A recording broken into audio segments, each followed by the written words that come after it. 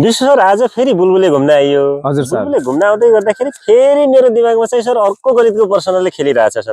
कस्तो खाले प्रश्न हो सर खासै?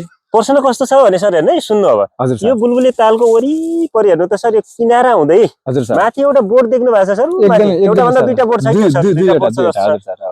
अहिलेलाई एउटा बोर्ड भनौँ, एउटा बोर्डले चाहिँ सर यो पुरै किनारा हुँदै, यो तालको किनारा हुँदै वरिपरि एक फन्को लगाउन 40 सेकेन्ड समय लाउँछ है। 40 सेकेन्ड समय लाउँछ।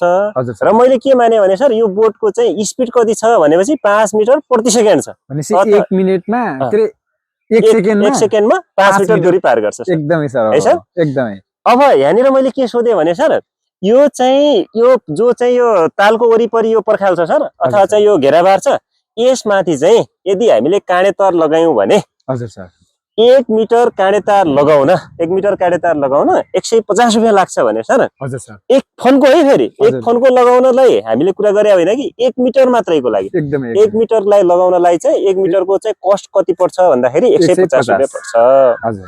हामीले यो वरिपरि काँडे तार कति फन्को लगाउँदै छौं भने सर 25 फन्को लगाउनु पर्ने छ। 25 फन्को, 25 फन्को काँडे तार लगाउनु पर्छ भने यसको चाहिँ कस्ट अथवा टोटल खर्च कति आउला सर? कसरी सोल्युसन गर्न सकेला, के आइडिया भन्न सकेला सर? अब म यसमा म भनौँ कि हजुरले भन्नुहुन्छ? सर मलाई त यसको बारेमा ठ्याक्कै आइडिया भएन, हजुरले नै सल्भ गरिदिँदा एकदम बेस्ट होला। ल सर, मैले भने त है, अब सुन्नु सर, अब पहिला त हामीले सर यसको वरिपरिको चाहिँ यसको चाहिँ परिधि अथवा यसको लम्बाइ पत्ता लगाउनलाई हामीले टाइम, स्पिड एन्ड डिस्टेन्ससम्म पढे आधारमा चाहिँ त्यसलाई यहाँ चाहिँ के गर्छौं भनेपछि सर यसलाई यहाँ जोडिन्छ। अब पहिला त हामीले यसको लेन्थ निकाल्नलाई प्रति सेकेन्डमा कति मिटर दूरी पार गर्दो रहेछ सर?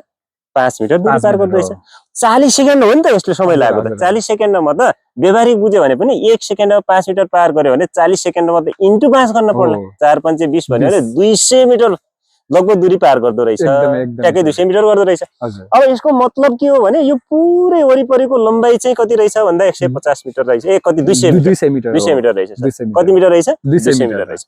अब हामीले दिए के छ भने मैले त्यहाँनिर के सोधेको थिएँ भने हजुरलाई सर, हजुर सर 1 मिटरको चाहिँ लागत अथवा रुपियाँ कति लाग्दो रहेछ सर? 150 रुपियाँ भनेको थिएँ 1 मिटरको मात्रै। तर यो पुरै एक फन्कोको कति छ भन्दाखेरि 200 मिटर। 200 मिटर। एक फन्कोको 200 मिटर छ भने 200 मिटरमा 1 मिटरको कति भने सर मैले?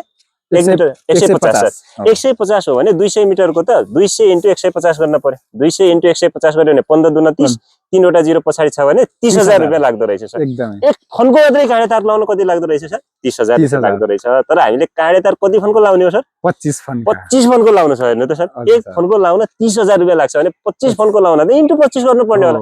25 तिरे गर्यो भने 75 भइहाल्यो सर। पछाडि त 4 वटा 0 छन्।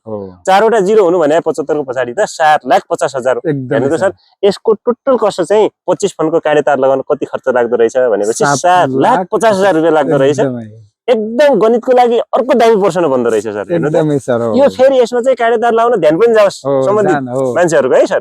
कसो लाग्यो सर प्रश्न चाहिँ? एकदमै बवाल लाग्यो सर मलाई। आउँदै गरेको खर्दारको लागि एकदमै बवाल क्वेशन चाहिँ यहाँदेखि चाहिँ बन्ने देखियो सर। सुन्न सक्ने सम्भावना छ। एकदमै थ्यांक यू।